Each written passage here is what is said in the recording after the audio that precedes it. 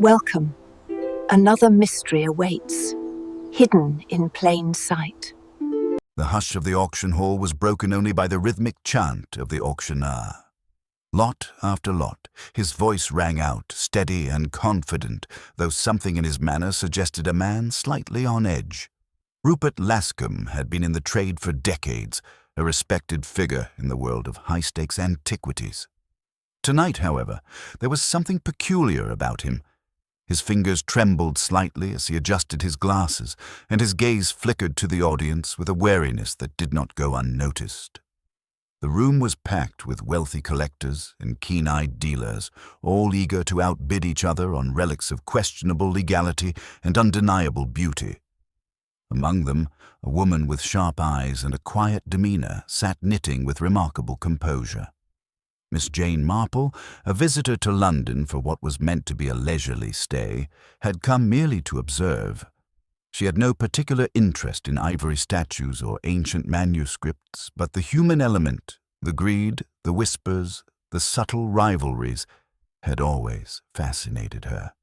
Then, as Lascombe prepared to introduce the next item, a piercing crack split the air. The auctioneer jerked forward, clutching at his chest. A gasp rippled through the crowd as he collapsed against the podium, toppling forward onto the polished wood floor. His gavel rolled from his limp fingers. Someone screamed. A doctor in the audience hurried forward, kneeling beside the fallen man, checking for signs of life. But there was no need. Rupert Lascombe was dead. It should have been simple. A man slumps forward, struck down mid-sentence. Surely he had been shot, and yet there was no gunshot, no visible wound, no blood. The auction house staff scrambled in confusion, security personnel pushing back the stunned attendees. Panic buzzed through the air like a restless wasp. Inspector Craddock, summoned with the efficiency of a well-drilled police force, arrived within the hour. The witnesses were corralled, their statements taken with methodical precision. Miss Marple, having seen much and spoken little, observed the proceedings with an air of quiet interest. "There was no gunshot, you say?" Craddock's brow furrowed. "No, sir," affirmed the doctor who had examined the body. "Nor any stab wound. No visible trauma at all. A heart attack, perhaps. But the way he collapsed was so sudden, and his expression—" He hesitated. It was as though he saw something that terrified him. Poison, then, but in the middle of an auction, in full view of dozens of people. That would have been difficult. Lascombe had been drinking only from his own water glass, which was quickly taken for analysis, but there was nothing suspicious about it. The only thing found on his body, aside from the usual contents of his pockets, was an old auction catalogue, its pages dog-eared and filled with handwritten notes. And then there was the matter of the whisper. Several witnesses claimed that just before he collapsed, Lascombe had murmured something, perhaps a name, perhaps a phrase. The accounts varied. "It was Harrow," said one woman. No, I distinctly heard hollow," insisted another. A third was adamant that he had said Howard. The vagueness of the clue, coupled with the impossibility of the crime, gave the entire affair a sinister air. A man had died, but no one knew how, why, or at whose hand. It was, by all appearances, an unsolvable crime. Miss Marple, of course, did not believe in unsolvable crimes. As the murmur of uneasy voices filled the auction hall, Miss Marple sat quite still, her knitting needles resting lightly in her lap. She had always believed that even the most baffling mysteries had a logical explanation, if only one observed carefully enough.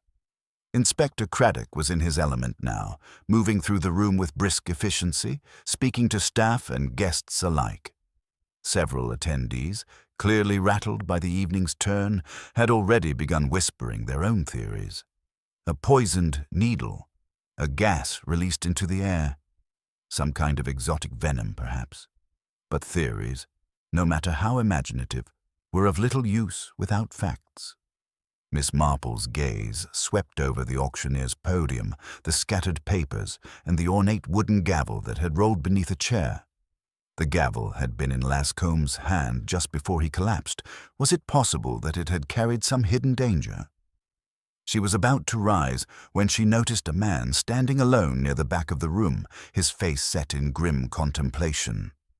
Unlike the others, he was not speaking, nor did he seem surprised. He was a tall, lean figure with dark hair graying at the temples and a sharp, angular profile. Something about him tugged at Miss Marple's memory. She had seen him before, though she could not immediately recall where. He noticed her gaze and, rather than looking away, held it steadily. Before she could decide whether to approach, Inspector Craddock returned, shaking his head in frustration. "No weapon, no apparent cause of death, no one close enough to harm him," he muttered. Then, catching sight of Miss Marple's thoughtful expression, he hesitated. "You have a theory, I suppose." "Not a theory, dear Inspector, but an observation," she replied pleasantly. "Did you notice how Mr. Lascombe was acting before the incident? Nervous, unsettled. And then there's the curious matter of his last words, assuming he spoke at all, which is not entirely certain. But if he did, his words may not have been what they seemed." Craddock sighed. "We're chasing ghosts here. We don't even know if Harrow or Hollow or Howard meant anything at all." Miss Marple gave him a patient smile. "Oh, I think we must assume that they did, even if we are misinterpreting them." She gestured toward the fallen auction catalogue, which one of the officers had set aside. "Might I take a look at that?" Craddock, though skeptical, retrieved it for her.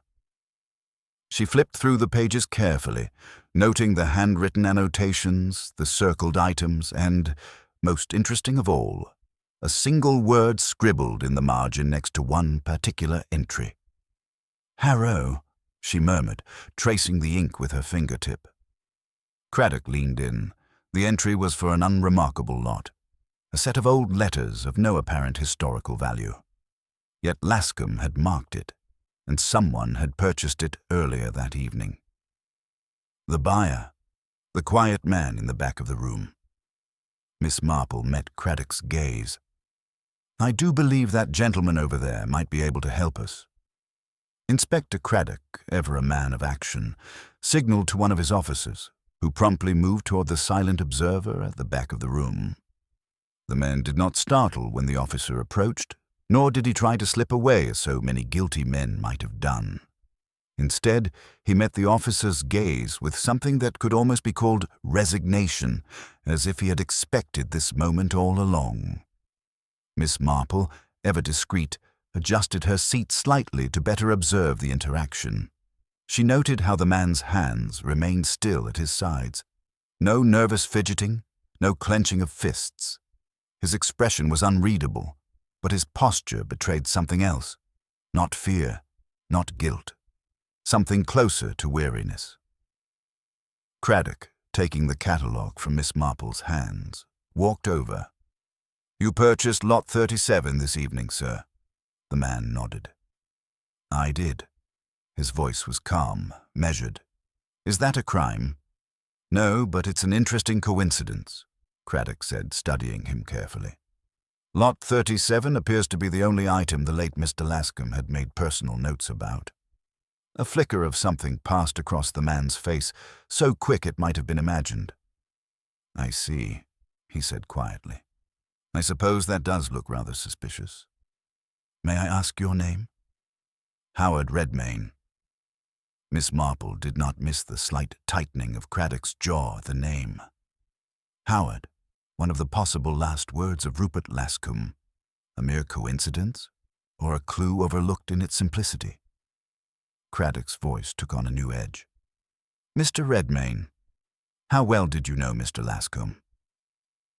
For the first time, a shadow of real emotion crossed the man's face. He hesitated, then exhaled slowly. "I knew him well enough," he admitted, "but it's been years since we last spoke." "Yet you came to his auction?"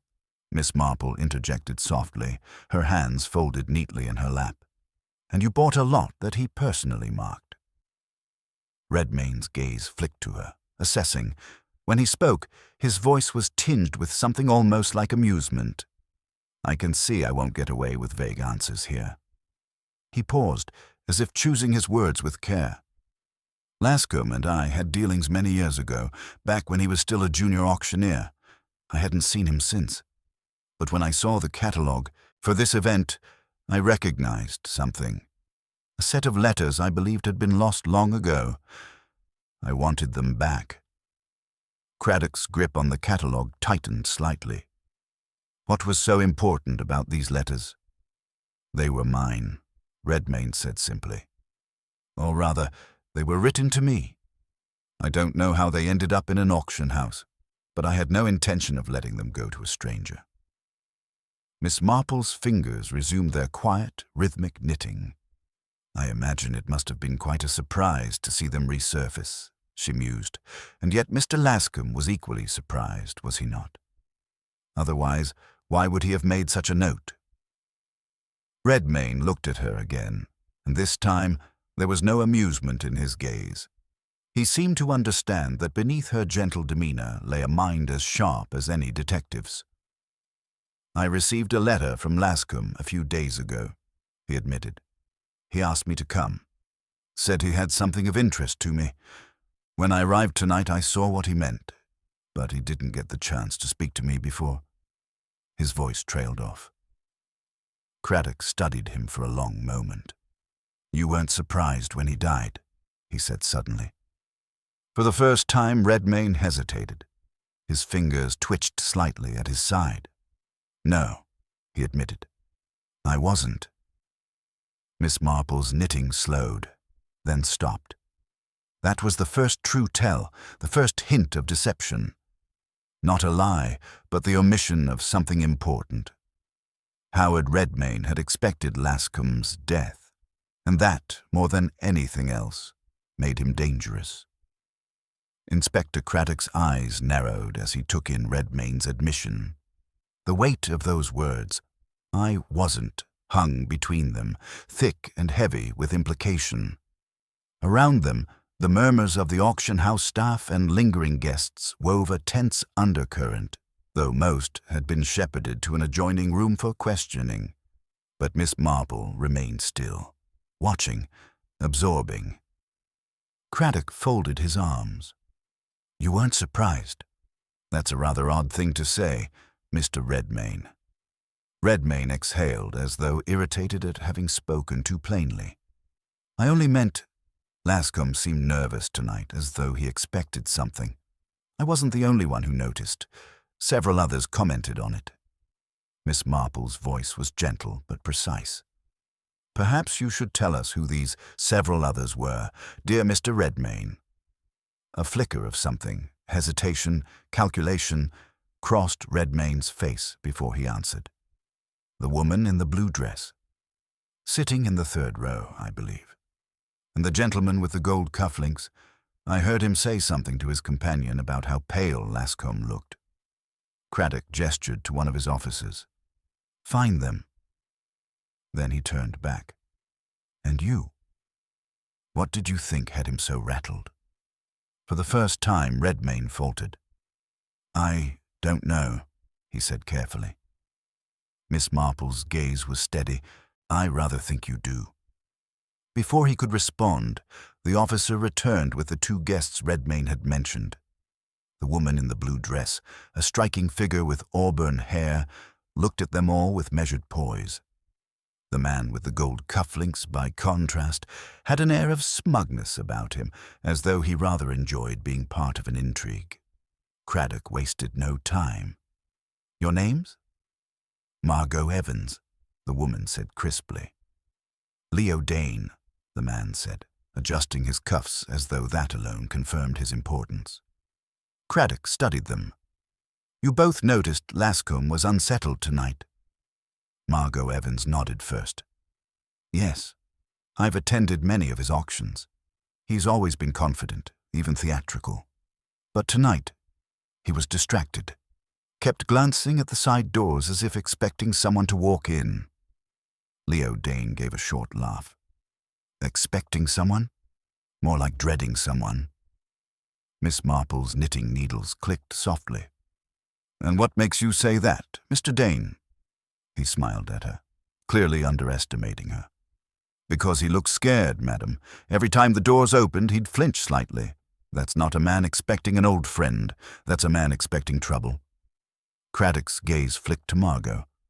And did you see anything, or anyone, who might have been the cause of that? Margot hesitated, eyes shifting toward Redmayne before answering.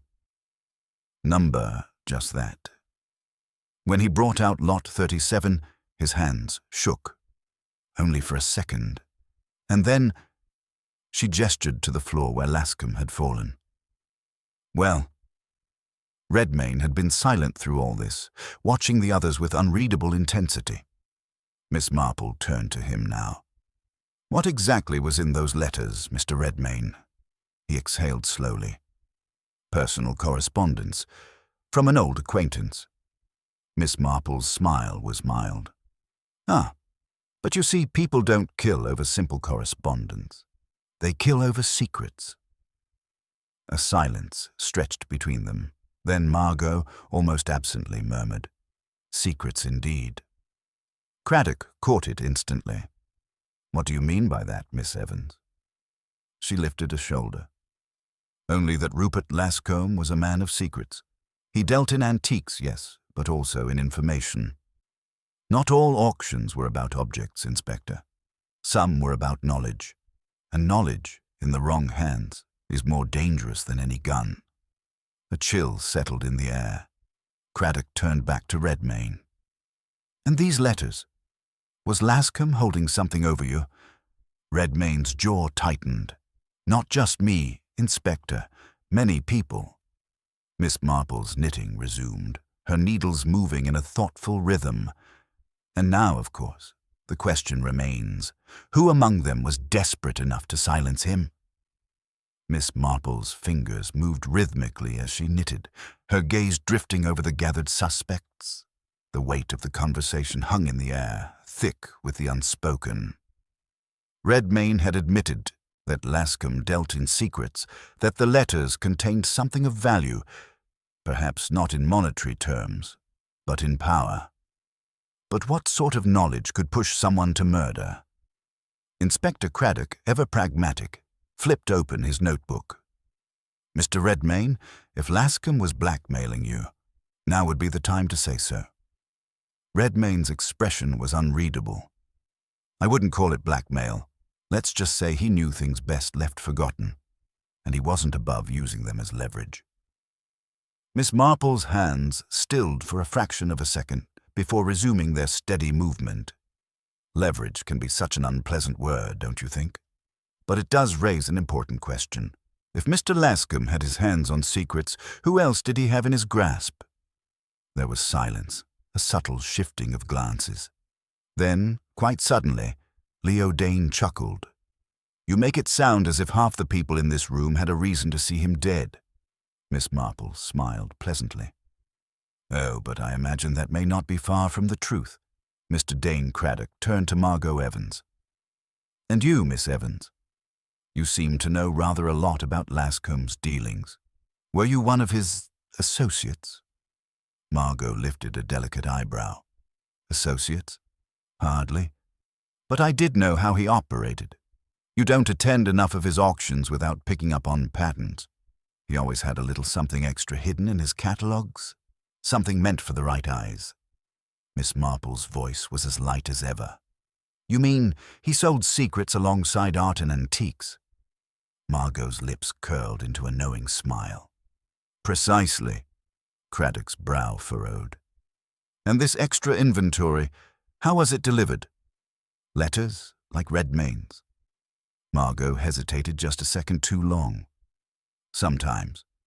Miss Marple leaned forward slightly, her voice still warm but pointed. I wonder, Miss Evans, was there something in Lascombe's possession that you were afraid of? Margot's fingers twitched against the fabric of her dress. If there was, I didn't kill him for it. Craddock watched her carefully. Where were you when he collapsed?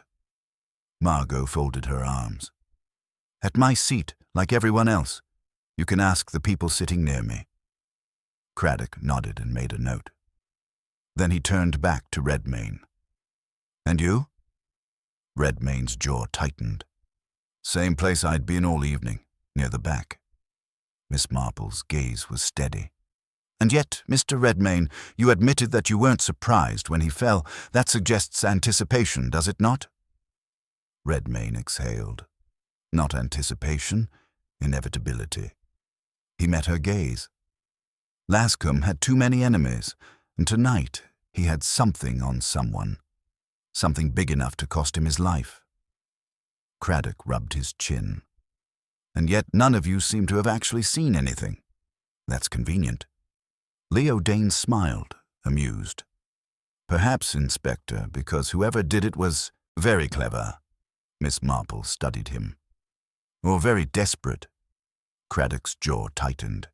"Desperate enough to kill in a crowded room with no apparent means of murder?"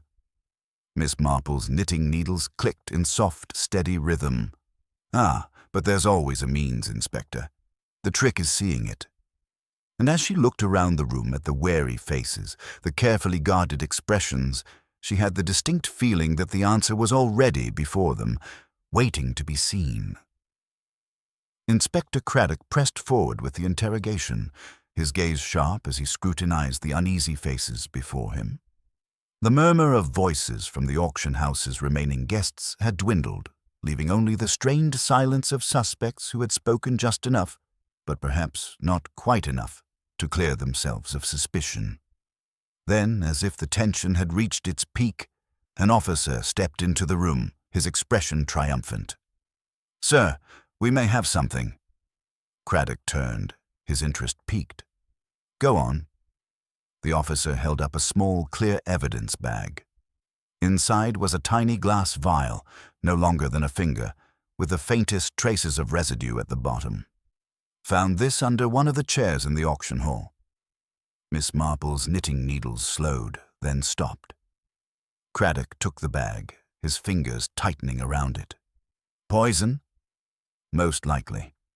We'll need tests to confirm, but it seems like a fast-acting agent. Would explain why Lascombe collapsed so suddenly." A ripple of movement ran through the room, eyes flicking toward one another in silent calculation. Miss Marple observed the reactions with great care. Leo Dane leaned in, his eyes gleaming with intrigue. "Well, that's that then, isn't it? The killer must have dropped it in a hurry. We just need to figure out who was sitting nearby." Craddock's jaw tensed, and who might have had access to it beforehand.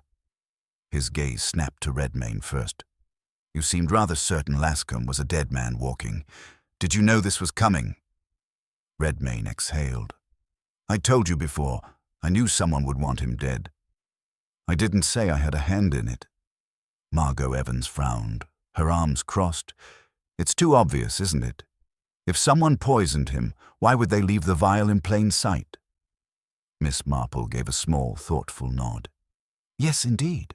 It's a most curious oversight for a murderer, so meticulous in choosing their method." Craddock, however, seized the moment. "The vial narrows our suspects. We'll run tests, if there are fingerprints." He was cut off by another officer entering briskly. "Sir, preliminary results just came in. The vial contained traces of aconitine, extracted from monkshood." Craddock's expression darkened. A rare poison. He turned back to the suspects. "And one that requires a certain level of knowledge to use effectively. Any of you have a background in botany? Pharmacology?" Miss Marple's eyes twinkled. "Oh, I dare say one doesn't need a formal education to acquire such knowledge. The real question, Inspector, is not who could have used it, but who wanted us to find it." Craddock frowned. "What are you getting at, Miss Marple?" She resumed her knitting, her voice calm and measured. "I suspect, dear Inspector, that this vial is not a clue but a red herring. A little too perfectly placed, wouldn't you say? Almost as though someone wanted us to follow the trail to a neat and tidy conclusion." The room fell silent. The implication was clear. Leo Dane's smile faded slightly. "So you think the real killer planted it?" Miss Marple's knitting needles clicked. "I think," she said gently, "that the real killer is waiting, watching, perhaps hoping we'll latch on to the wrong suspect so they may slip away unnoticed." Craddock's grip on the evidence bag tightened. The case had seemed moments from resolution, but now the edges of certainty had begun to fray.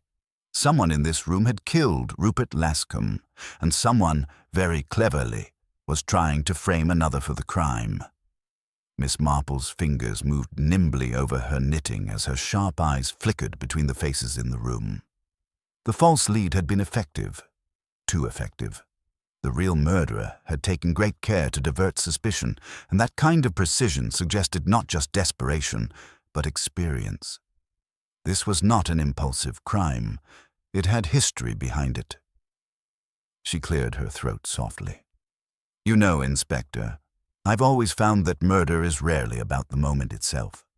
More often than not, it has a long tail, years, sometimes decades of buried grievances or secrets that one day rise to the surface." Craddock turned to her, arms crossed. "You believe this has happened before?" "Not necessarily in the same manner," she said, smiling kindly. "But I do wonder, who else has Mr. Lascombe wronged over the years? Perhaps not with threats or blackmail, but in a way that lingers, that festers." A quiet settled over the group. Then, unexpectedly, it was Leo Dane who broke it. "You know, I read something about Lascombe years ago, a scandal involving a lost inheritance. The family contested an auction he handled. Claimed he'd sold off property that wasn't his to sell." Miss Marple looked up from her knitting. "How very interesting. Do you recall which family?" Dane hesitated. "It was a while ago. But I do remember the name Harcourt." A shift went through the room. The name carried weight. Margot Evans sucked in a sharp breath. "Harcourt? You mean Charles Harcourt? But he died years ago, didn't he?" Miss Marple smiled. "Oh, my dear, death does not always mean the end of a story. Sometimes it simply means the story is passed on to someone else." Craddock's frown deepened. "Are you saying someone here is connected to Harcourt?" Miss Marple's gaze drifted to Redmayne. His expression had gone curiously blank, his hands clasped together too tightly. She let the silence stretch before speaking. "You knew him, didn't you?" Redmayne exhaled through his nose. "Knew him? I was his solicitor, before everything fell apart." Craddock stepped forward. "Then you knew about the case." "I handled the case," Redmayne admitted. "Lascombe acquired a collection of antiques that had been in the Harcourt family for generations. Charles Harcourt insisted they'd been taken unlawfully, claimed a forged document had transferred ownership. He fought it, but Lascombe was, well, Lascombe. He had connections, influence. The case was buried." Miss Marple's voice was quiet. "And Charles Harcourt?" Redmayne's jaw tightened. "Lost everything, not just the collection, his reputation, his standing. The scandal ruined him. He never recovered." Craddock's eyes sharpened. "Did he have family?" Redmayne hesitated. "A daughter? Amelia?" Miss Marple's knitting slowed. "Amelia Harcourt," she mused. "A young woman, stripped of her inheritance, watching as her father was humiliated and destroyed. I wonder what became of her." A heavy pause. Then, softly, Margot Evans said, "She changed her name." Craddock's head snapped toward her. "What?" Margot's voice was almost a whisper. "Amelia Harcourt doesn't exist anymore. She reinvented herself, and she's been in this room the entire time." Miss Marple folded her hands over her knitting. "Haven't you, Miss Evans?" The silence was suffocating. Margot's fingers twitched, but she did not deny it. Craddock's voice was hard. "You're saying you are Amelia Harcourt?" Margot let out a breath that was almost a laugh. "Does it matter? Amelia Harcourt died the day Charles Harcourt lost that case. What was left of her had to become someone else." Miss Marple's voice remained kind, but there was steel beneath it. And when you saw Lascombe again, when you realized he was still profiting from the lives he had ruined, you decided to settle the debt. Margot's eyes darkened. Wouldn't you? Craddock took a step forward, but Miss Marple gently raised a hand. One last question, my dear. Did you intend to frame someone else, or was the vial a contingency? Margot's lips pressed together, then quietly she said, Lascombe taught me that the world isn't fair. I simply even the scales. Miss Marple sighed, a touch of sorrow in her eyes. Ah, but dear, vengeance rarely grants the peace one seeks. The room was utterly still as Craddock signaled for his men. The case had roots in the past, but at last the truth had been unearthed. Miss Marple's hands remained folded neatly over her knitting, her expression one of quiet contemplation as the weight of Margot Evans, or rather Amelia Harcourt's, confession settled over the room. Inspector Craddock, ever methodical, gestured for his men to prepare for her arrest, but something in the air still felt unfinished. The crime made sense. The motive was clear. And yet Miss Marple could not shake the feeling that something was ever so slightly wrong. It was the neatness of it all that troubled her, the way the pieces fit together just a bit too well, like a stage play where the actors knew their cues. Margot, Amelia, had suffered, certainly. But was she truly the sort to leave behind such an obvious clue as the poisoned vial? Miss Marple's eyes flickered across the room. If someone else had nudged the evidence into place, that meant they were still here. Watching. Waiting. She leaned forward slightly, the movement subtle yet purposeful. My dear Inspector, before we conclude this matter entirely, might I suggest a small experiment? Craddock, who had learned to trust Miss Marple's instincts, gave her a wary but conceding nod. What do you have in mind? Miss Marple smiled gently, then turned her attention to the suspects, her eyes resting momentarily on each of them before settling on the glass vial still in the evidence bag. I wonder, would it be too much trouble to return this to where it was found? The room stiffened. Craddock hesitated. You want to put it back? Oh, yes, Miss Marple said lightly, as if she were suggesting nothing more extraordinary than placing a book on a shelf. You see, there's something I find rather fascinating about the psychology of guilt. She rose from her chair, moving with careful deliberation. A guilty person who has been discovered is relieved in a way. Their burden is lifted. But a guilty person who thinks they've gotten away with it? Now, that is something quite different. The room's occupants watched her warily. She turned to the officer holding the vial. Would you be so kind as to place it back under the chair where it was found? Precisely as it was. The officer shot a glance at Craddock, who gave a reluctant nod. The vial was carefully placed back under the chair, its presence now a silent challenge. Miss Marple clasped her hands before her. Now let us all carry on as though nothing has changed. The silence that followed was the kind that stretched taut and fragile. Minutes passed. No one spoke. No one moved. And then, ever so subtly, there was a flicker of motion. Leo Dane shifted, only slightly, but it was enough. His foot inched toward the chair where the vial had been placed. A hesitation, a moment of calculation. Should he retrieve it? Should he confirm that it was still there? Miss Marple saw it. So did Craddock.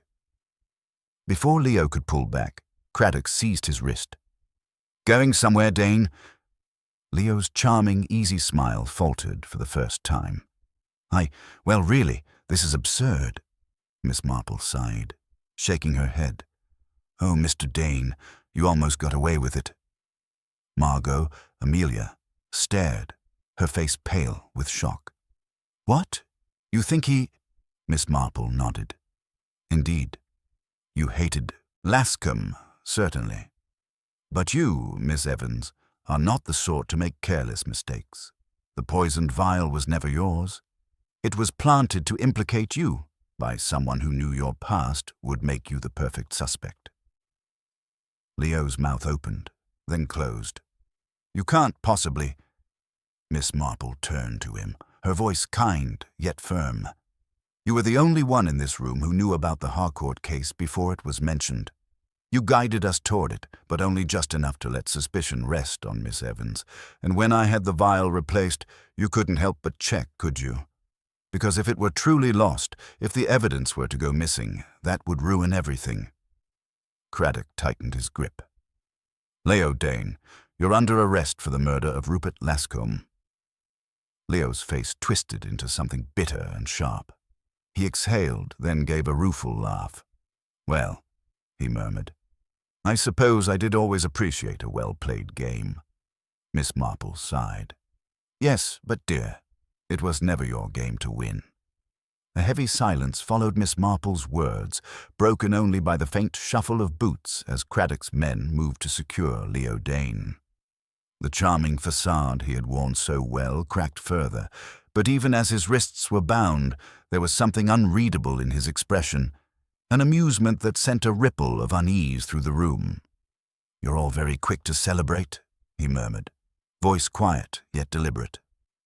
"But I wonder, dear Miss Marple, are you quite sure you still have what you need to prove it?" Craddock frowned. "What's that supposed to mean?" Leo only smiled. "You'll find out soon enough." There was no time to press him further, for at that moment a commotion arose from the adjoining study where evidence was being catalogued. The sharp clatter of metal, a muffled shout. Craddock was already moving, Miss Marple close behind, her eyes sharp with concern. They stepped through the doorway to find chaos. The small desk where the vial had been placed was overturned, papers scattered. A constable, looking thoroughly winded, was regaining his balance, rubbing at what would surely become a nasty bruise. Craddock's voice was a whip. "What happened?" The officer swallowed hard. "Someone broke in through the side entrance, quick as anything, sir. Grabbed the vial, knocked me aside, and vanished before I could get a look." Miss Marple exhaled softly, her lips pressing together in thought. How very inconvenient. Craddock's face darkened. Blast it all, that was the strongest piece of evidence we had. He turned back toward the parlor, but Leo Dane only offered him a slow, knowing look. "Now, Inspector, I do believe you're in a bit of a predicament," he said smoothly. "No vial, no proof, and here you were, so sure you had me." Craddock scowled. "This doesn't mean you're off the hook, Dane." Leo tilted his head. "Perhaps, but you must admit it does make things rather more complicated." Miss Marple studied him for a long moment before turning to Craddock. "Inspector, would you mind terribly if I asked a question?" Craddock exhaled, rubbing a hand over his face. "At this point, I'd welcome one of your questions, Miss Marple." She smiled, then turned back to the officer who had been attacked. "You say the thief vanished. Did they escape out the same door they entered?" The constable hesitated, brow furrowing. "Well, no, ma'am. I only heard the door slam behind me. I chased after, but when I reached the hall, there was no sign of anyone." Miss Marple's expression brightened. "Ah, how very interesting. So they wanted you to think they had fled?" Craddock straightened. "Meaning they might still be inside?" Miss Marple nodded. "Quite so. And if I may say, I believe whoever stole that vial is not working alone." A ripple of tension moved through the room. Craddock's jaw tightened. "You think someone's helping Dane?" Miss Marple looked back at Leo, who returned her gaze with an expression that was just a shade too amused. "Oh, not necessarily by choice," she said. "But someone here is invested in making sure the truth does not come to light, and they are willing to risk a great deal to ensure it remains buried." Craddock signaled to his men. "No one leaves this house." Leo chuckled under his breath. "Oh, Inspector, do you really think the answers are still inside these walls?" Miss Marple's knitting needles clicked together gently. "Oh, my dear Mr. Dane," she said with a pleasant smile. "The answers are always exactly where one least expects them." The room pulsed with a tense silence, thick with unspoken suspicions. The missing vial had rattled everyone, but Miss Marple remained composed, her fingers lightly resting on the back of a chair as her sharp blue eyes swept the room. Before Craddock could issue further orders, a sharp cry echoed from upstairs. The sound cut through the air like a knife, sending a jolt of alarm through the gathered group. Craddock was already moving, taking the stairs 2 at a time. Miss Marple followed at a steadier pace, her mind already racing through the possibilities. When they reached the 2nd floor, they found the housemaid, Alice, trembling in the dim corridor, her hand pressed against the doorframe of the guest room. It's Miss Lidington," she stammered. Craddock pushed past her and into the room. There, sprawled across the floor in a crumpled heap, was Cecilia Lidington. Her once pristine dress was askew, her face unnaturally pale, and on her temple a deep gash glistened with fresh blood. A brass candlestick lay inches from her outstretched fingers. Miss Marple moved closer, kneeling beside the unconscious woman. She took Cecilia's wrist gently, feeling for a pulse. "She's alive," she murmured. But only just. Craddock cursed under his breath. "Get the doctor," he barked at one of his men. "Now." Alice let out a choked sob. Who would do this? And why? Miss Marple pressed her lips together, scanning the room with a practiced eye. Nothing seemed obviously out of place.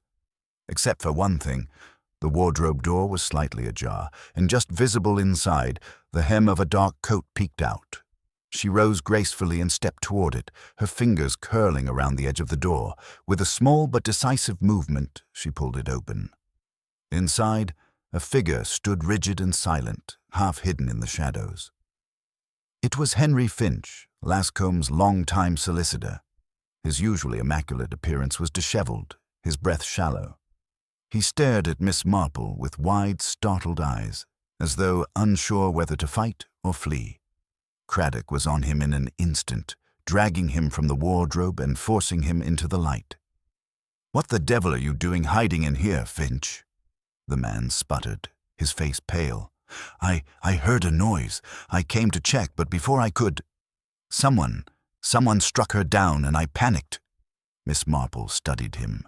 He was sweating, though the night was cool, and his hands were trembling slightly.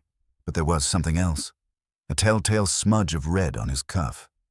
"Inspector," she said gently, "if you wouldn't mind looking at Mr. Finch's sleeve." Craddock turned his sharp gaze on the man, seizing his wrist. The smear of blood stood out starkly against the pale fabric.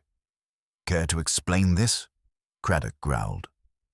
Finch swallowed hard. It must have happened when I checked if she was still breathing." Miss Marple's voice was calm but firm. "That would be a reasonable explanation, Mr. Finch. Except for one thing, there are no fingerprints on that candlestick." Finch froze. Miss Marple folded her hands in front of her. "If you had checked for a pulse, surely you would have left prints behind. But the candlestick is perfectly clean, which suggests that whoever used it to strike Miss Lidington took care to wipe it afterward." Craddock's grip tightened on Finch's arm. "You're saying he attacked her?" Miss Marple shook her head. "No, Inspector. I don't believe Mr. Finch is our attacker. I believe he knows who is, but he's too afraid to say." Finch swallowed, his Adam's apple bobbing. You don't understand. They'll kill me." Craddock narrowed his eyes. "Who?" Finch hesitated, his eyes darting toward Cecilia's motionless form. Then, as if some final thread of resistance snapped, he exhaled shakily. "It was never about the auction," he whispered. "It was about what Lascombe had hidden away before the sale. And Cecilia, she must have found it." Miss Marple's gaze sharpened. "And what, pray, did she find?" Finch's voice was barely above a breath. "A name." The room held its breath. Craddock stared at him. "Whose name?" Finch shook his head. "I don't know, but someone in this house does, and they're willing to kill to keep it secret." A slow chill crept over the room as realization settled in. The game was far from over. The true villain was still among them, watching, waiting, and they were willing to strike again. Miss Marple's sharp gaze lingered on Finch as silence thickened in the dimly lit room. The weight of his whispered confession pressed against the air, but she was already thinking beyond his fear. A name. That was the crux of it. A single name, hidden within Lascombe's affairs, dangerous enough to warrant murder.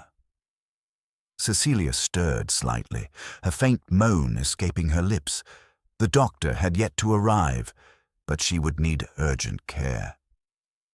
Miss Marple watched as Craddock signaled to one of his men to fetch smelling salts, but her mind was elsewhere, sifting through the web of deception with quiet precision.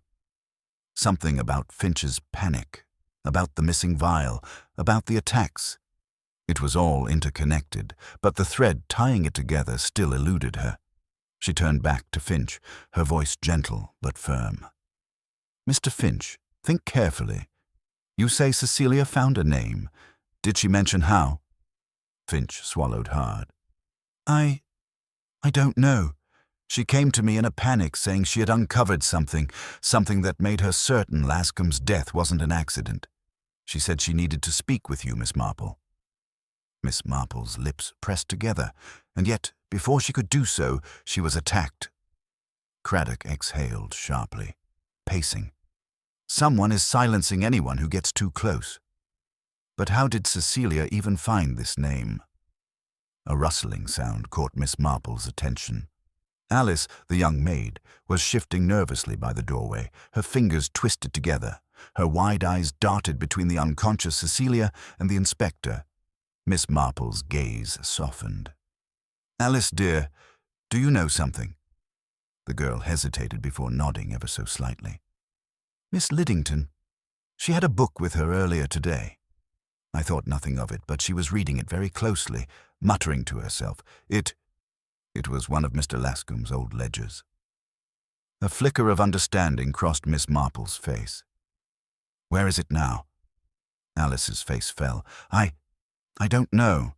I saw it on her bedside table, but when I came back later, it was gone. Gone. Another piece of vanished evidence. The pattern was becoming clearer now. First, the missing vial, then the attack on Cecilia. Now, a ledger that could have held the very name they sought. Someone wasn't just reacting to the investigation, they were controlling it, staying one step ahead, erasing traces before they could be examined. Craddock's fists clenched. That book is the key, then. If Cecilia found something important in it, we need to get it back. Miss Marple's mind worked swiftly. Or, she said softly, perhaps we do not need the book at all.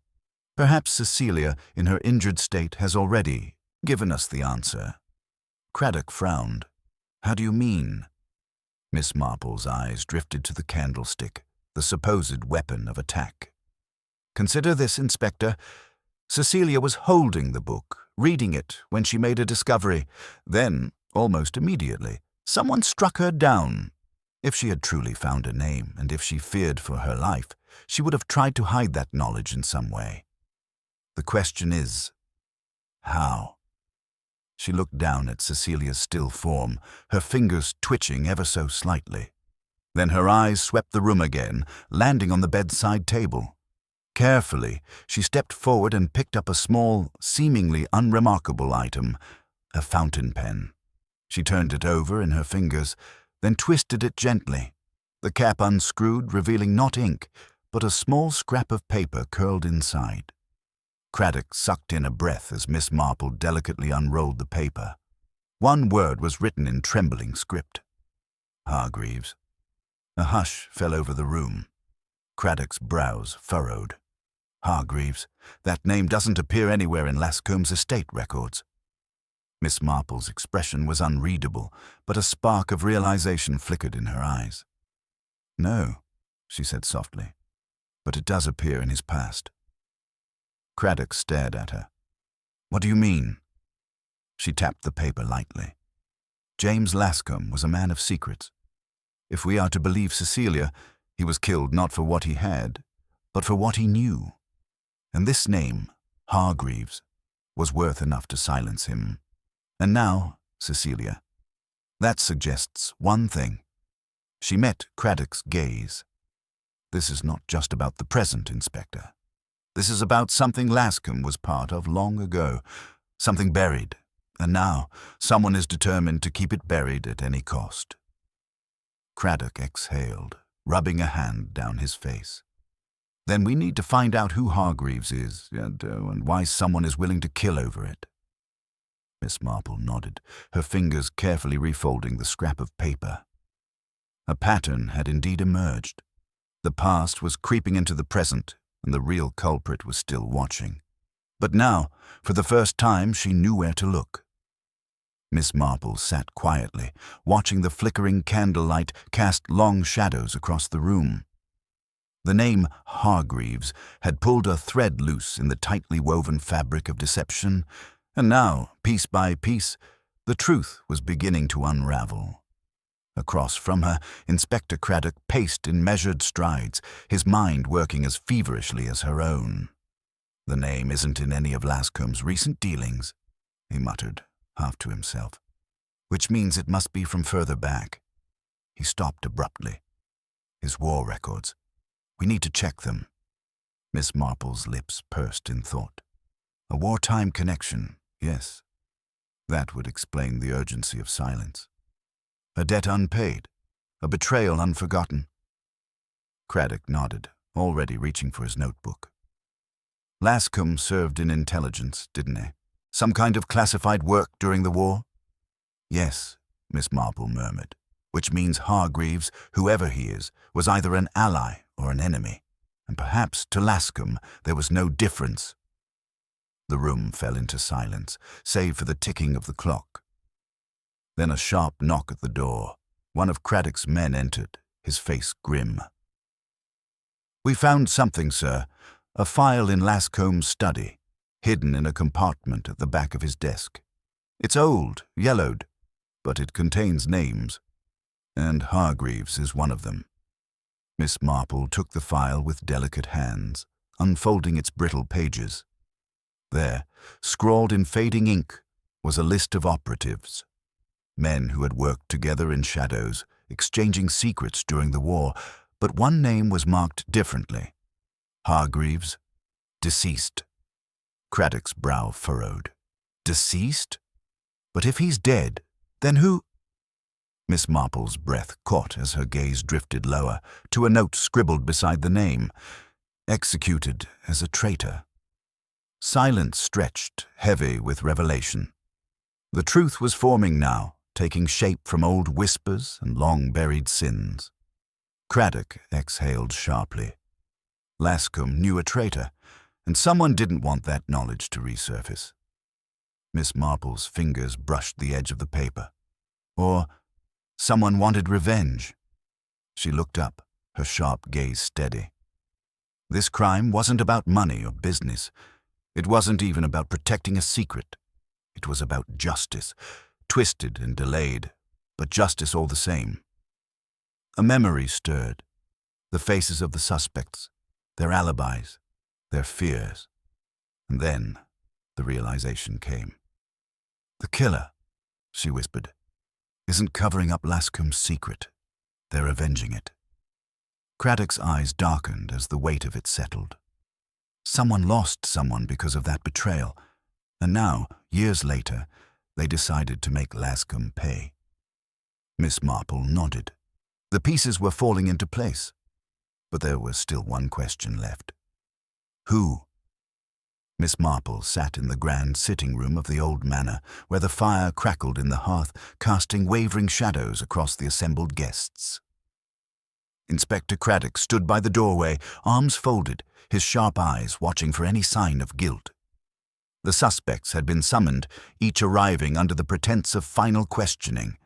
But Miss Marple had no intention of merely questioning. Tonight she would reveal the truth. Lady Margaret sat primly on the edge of her seat, her fingers laced together too tightly. Mr. Egerton, the solicitor, smoothed his tie, his nervous energy barely contained. Miss Violet Hargreaves, the late auctioneer's assistant, avoided everyone's gaze while Colonel Barlow leaned against the mantel, his military posture still intact.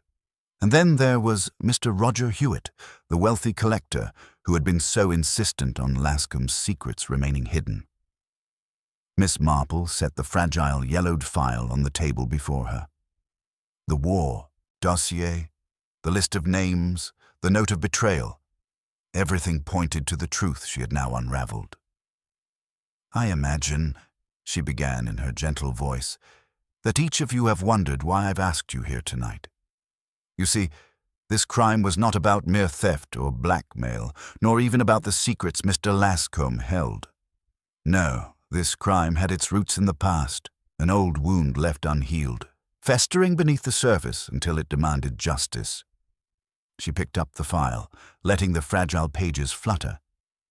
During the war, Lascombe was involved in intelligence work, and on this list of names, one in particular stands out: Hargreaves, a man executed as a traitor. A murmur ran through the room. Violet Hargreaves stiffened. Miss Marple's keen eyes rested on her. "You recognized the name immediately, didn't you, my dear? Because Hargreaves was your father." A sharp intake of breath. Violet's hands clenched into fists in her lap, her jaw tightening, but she said nothing. Miss Marple continued. "Your father was accused of treason, but there was no trial, just a swift, quiet execution, and I suspect that you, Miss Hargreaves, have spent years searching for the truth, hoping to clear his name. When you took a position working for Mr. Lascombe, it was not because of your love for auctioneering, but because you knew he held the answers." Violet's lips parted, but still, she did not speak. Miss Marple turned to the others. "But Lascombe, I imagine, was not forthcoming. He was a man who profited from secrets, after all, and I suspect he had his own reasons for ensuring that the truth remained buried." Inspector Craddock's voice was firm. "And so, you killed him." A long silence. Then at last, Violet spoke, her voice barely above a whisper. "No." Miss Marple inclined her head. "No?" Violet lifted her gaze. "I wanted the truth, but I didn't kill him." Roger Hewitt let out a short laugh, shaking his head. "Oh, this is ridiculous. A woman seeking revenge for a decades-old betrayal. How very dramatic." Miss Marple smiled. "Ah, but you, Mr. Hewitt, have also been terribly eager to dismiss the past, perhaps because you were part of it." The room turned to him. Miss Marple leaned forward slightly. "You see, I realized something rather important when I examined the list of names. Your own name is not there. And yet you were of the right age, the right position, a wealthy man, an art collector with an intimate knowledge of wartime secrets. But I suspect you were something more, weren't you? You were also involved in intelligence, though not officially listed. You knew Hargreaves, you knew what happened, and you knew that if Lascombe ever chose to reveal certain details, your own reputation, and perhaps even your freedom, might be at stake." Hewitt's expression darkened. "This is absurd. You have no proof." Miss Marple's smile remained gentle. "Oh, but I do. You see, in Mr. Lascombe's desk, hidden among his personal notes, was a letter. A letter he had intended to use as leverage, and in it he mentioned a name. Not Hargreaves, not his superior officers, but yours." Mr. Hewitt Craddock took a step forward. "Lascombe was blackmailing you." Miss Marple nodded. "And perhaps that was the final straw. He had kept his silence for years, but the moment he threatened to reveal the truth, you realized you had no choice. He had to be silenced." Hewitt's jaw clenched. The others sat frozen, watching him. "Lies," he muttered. But there was something in his voice, something weaker now. Miss Marple studied him with a knowing gaze. "It was you who tampered with the evidence, wasn't it? You who stole the letter before the police could find it. But you didn't realize there was a second copy, did you?" Craddock reached into his coat, pulling out a folded paper. "We recovered it from Lascombe's safe." The blood drained from Hewitt's face. The room seemed to shrink, the walls closing in. Violet Hargreaves watched, her own anger now mingled with horror. For a moment, it seemed as if Hewitt would deny it again, but then he exhaled slowly, his shoulders sagging under the weight of years of deception. "I had no choice," he said at last. "Lascombe. He was going to destroy me." His voice cracked, then hardened. "And for what?" "Protecting my country. We did what we had to do during the war, and yet here he was, ready to throw it all away, to sell the past like some cheap trinket." Miss Marple's voice was quiet, but firm. "The past cannot be sold, Mr. Hewitt, but neither can it be buried." He turned to Craddock as if realizing too late that there was no escape.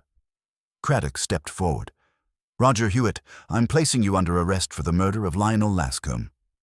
For a long moment, Hewitt did nothing. Then, with a resigned nod, he let out a breath. I suppose it was always going to end like this. As Craddock led him away, Violet Hargreaves sat still, staring at the place where Hewitt had stood. When she finally spoke, her voice was barely above a whisper. "So my father wasn't a traitor?" Miss Marple reached out, resting a comforting hand over hers. "No, my dear. But justice, even delayed, is justice all the same." And with that, the case was closed. As Roger Hewitt was led away in handcuffs, a hush settled over the grand sitting room. The case, it seemed, was closed. Inspector Craddock was already speaking to his officers, issuing instructions for the formal charges. Lady Margaret, relieved to have the matter resolved, reached for her sherry glass with a trembling hand.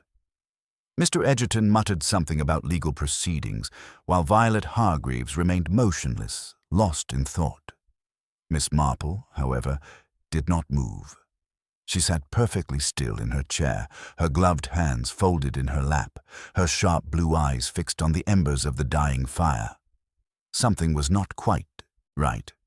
She replayed every detail in her mind: the crime, the suspects, the motives, the evidence. And then, just as the pieces seemed to align into a completed puzzle, a shadow passed through her thoughts. A nagging detail, subtle but persistent, like a thread pulled just slightly out of place. It was too neat, too perfect. Hewitt had motive, yes. He had means, certainly. And he had all but confessed. But there was something missing, something crucial. Slowly, Miss Marple turned her gaze toward the writing desk in the corner of the room. A polished mahogany piece, its drawers neatly shut.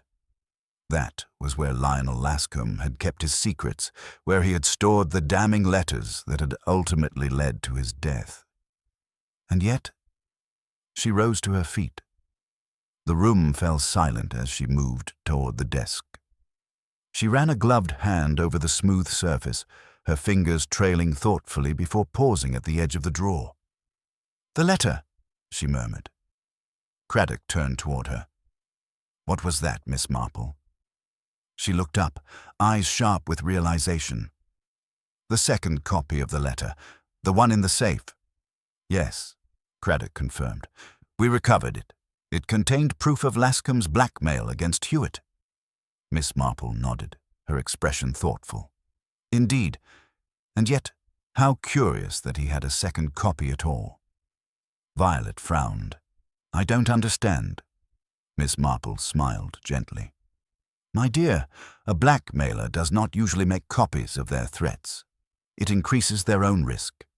If Lascombe intended to hold this over Hewitt, he would have kept only one copy, secure, hidden. And yet there was another." Craddock's brows furrowed. "You think someone else planted it?" Miss Marple's voice was light but firm. "I think, my dear Inspector, that someone else wrote it." A murmur spread through the room. Hewitt, still standing in the doorway under guard, stiffened. Miss Marple turned slowly, her gaze sweeping across the remaining guests. It was a forgery. Not Lascombe's at all. A stunned silence. Then Hewitt let out a sharp breath. "You mean I was set up?" Miss Marple nodded. "Oh yes, my dear Mr. Hewitt. You were quite expertly framed. Craddock hesitated. But then, who? Miss Marple's gaze settled at last on the one person who had remained eerily composed throughout it all. Lady Margaret. All eyes turned to her. A flicker of something, shock or perhaps annoyance, crossed her face before she smoothed it away. She gave a soft, breathy laugh. Really, Miss Marple, this is all very dramatic. Miss Marple did not waver. Oh, but it is dramatic, Lady Margaret, a most dramatic deception indeed. Margaret tilted her head, feigning amusement. You can't be serious. But Miss Marple was. You knew about Lascombe's secrets, didn't you?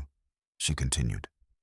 You knew about the war files, the names, the dangers of what might be revealed, and you knew, too, that Lionel, Lascombe, was a man who could not be trusted. He held on to secrets like currency, and if he ever chose to turn on you, you would be ruined. Margaret's lips pressed into a thin line. Miss Marple stepped closer. Perhaps he had already turned on you. Perhaps you discovered that he was going to expose something about you, something you had fought to keep hidden for years. A tense silence. Then Miss Marple glanced toward the file on the table. Your husband's name was on that list, wasn't it? Margaret's fingers tightened around the stem of her glass. Miss Marple nodded to herself.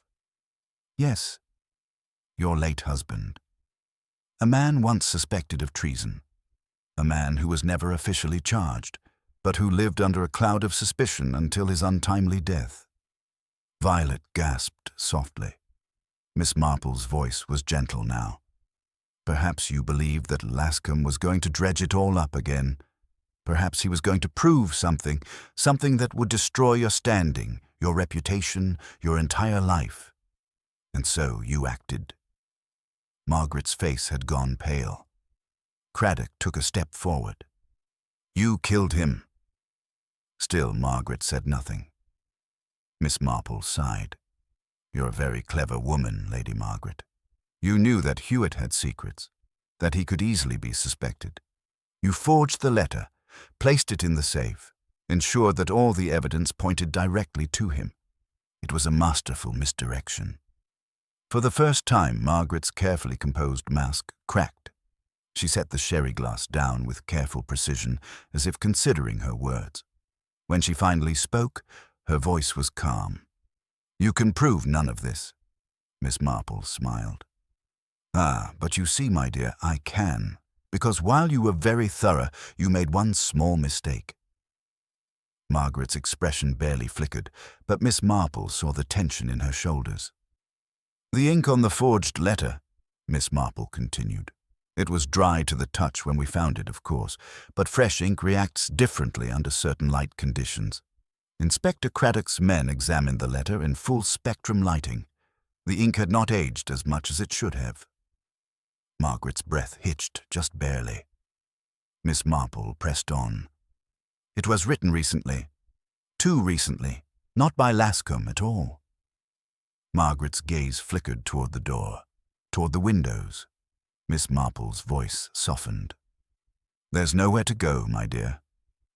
And then, finally, Margaret's facade crumbled. She exhaled sharply, closing her eyes. When she opened them again, there was something else there. Not guilt exactly, but relief. Yes, she whispered. I did it. A collective gasp rippled through the room. She straightened, smoothing her skirt. I had no choice. He would have ruined me, ruined my husband's memory. I couldn't let that happen. Craddock nodded to his officers. Take her into custody. As they approached, Margaret lifted her chin, her composure returning. She did not struggle. She did not protest. She simply allowed herself to be led away, as if she had known all along that this moment would come. The room was silent in the aftermath. Miss Marple returned to her chair, settling in as if nothing at all had happened. She reached for her tea, took a small sip, and smiled. Well, she said pleasantly, that was rather unexpected, wasn't it? As the sound of Lady Margaret's measured footsteps faded down the hall, escorted by Craddock's officers, a heavy silence settled over the grand sitting room. The fire had burned low in the hearth, the flames licking weakly at the last remnants of wood. The guests remained where they were, each lost in their own thoughts, as if unsure of what to do now that the terrible truth had come to light.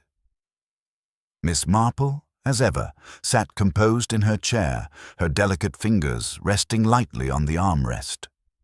She allowed the silence to stretch, understanding that revelation was always followed by a peculiar sort of quiet, the kind that came when illusions shattered, when the last lingering doubts dissolved into certainty. Inspector Craddock let out a slow breath, rubbing the back of his neck. "Well, I must say, Miss Marple, I'm not sure whether to be impressed or terrified of you."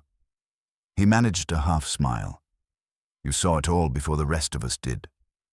Miss Marple gave him a warm, grandmotherly smile. "Oh, my dear Inspector, not at all. I simply paid attention to what was in front of me." Violet Hargreaves, who had been silent for some time, finally spoke, her voice trembling slightly. "But how did you know?" Miss Marple set down her teacup with a quiet clink. "The truth, my dear, is rather like an embroidery pattern. From one side, it appears to be a tangled mess of threads, knots, and chaos. But turn it over, and one sees the design." She tilted her head slightly. "It was all there from the start, you know.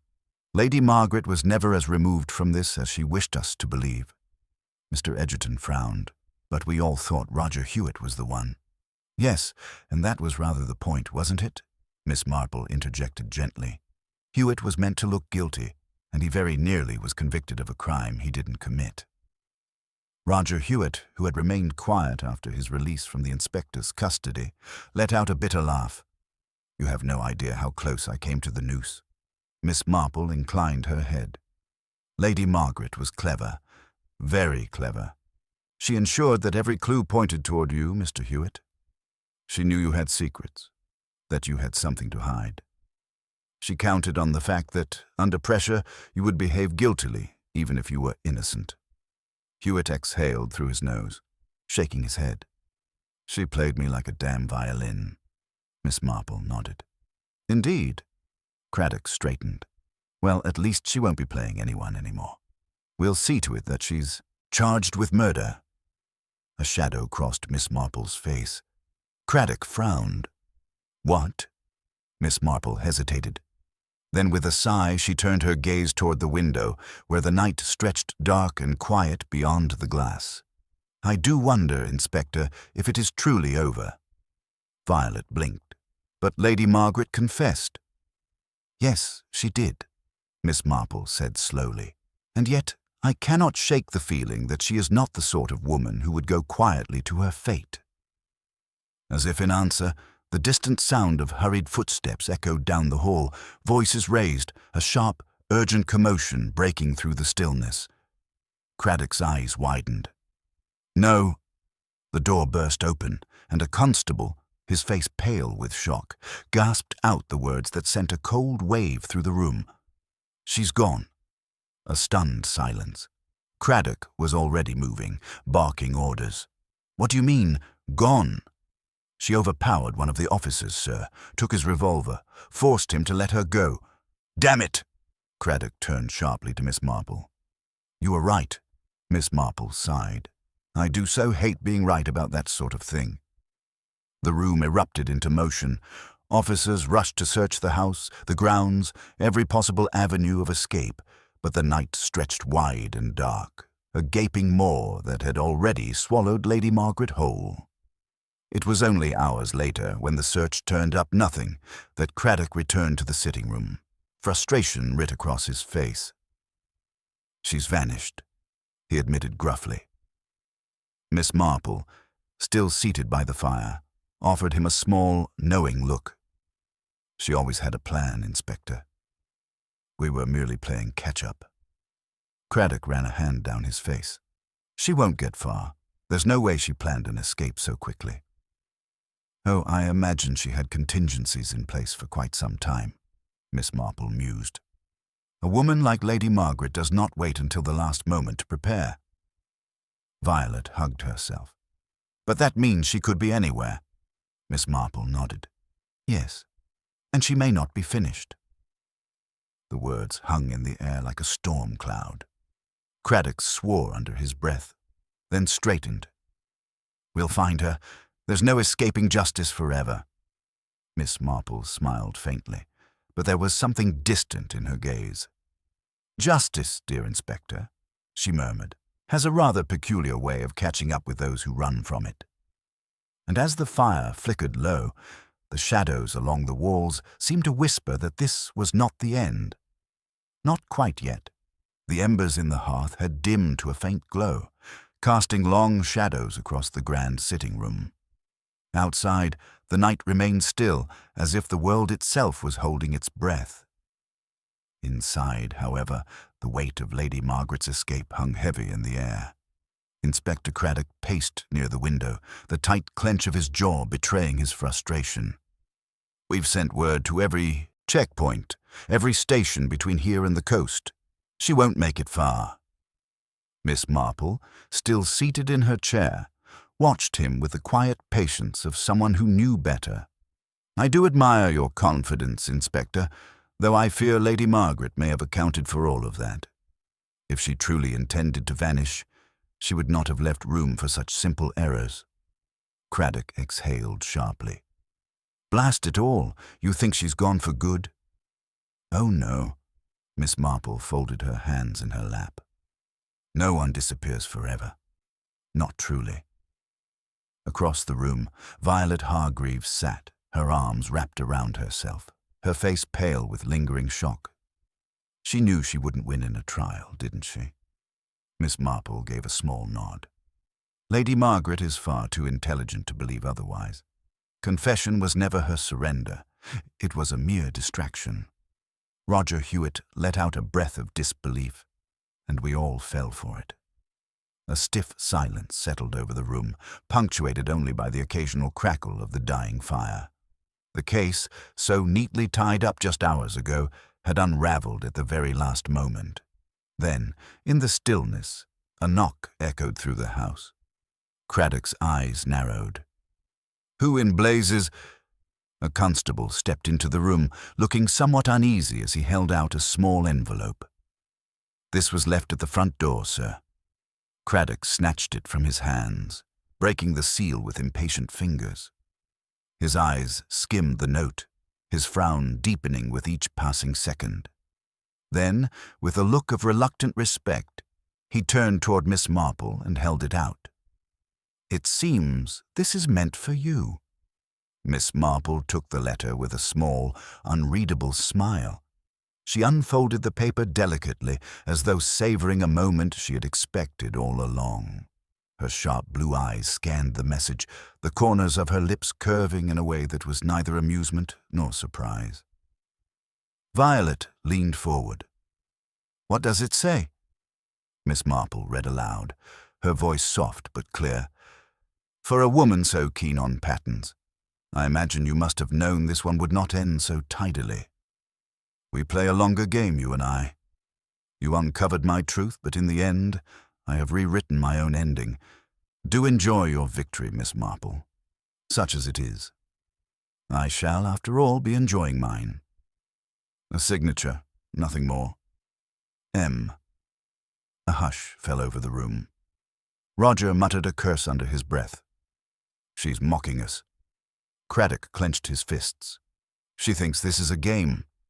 Miss Marple merely smiled, folding the note neatly before tucking it away. No, Inspector, she simply understands something that so few criminals do. Craddock frowned. And what's that? Miss Marple's gaze drifted toward the window, to the darkened countryside beyond. That endings are never quite as final as we believe them to be. The room held its breath. Outside, the wind whispered through the trees, carrying with it the promise that somewhere, beyond their reach, Lady Margaret was still moving, still watching, and perhaps, just perhaps, still waiting for the next move.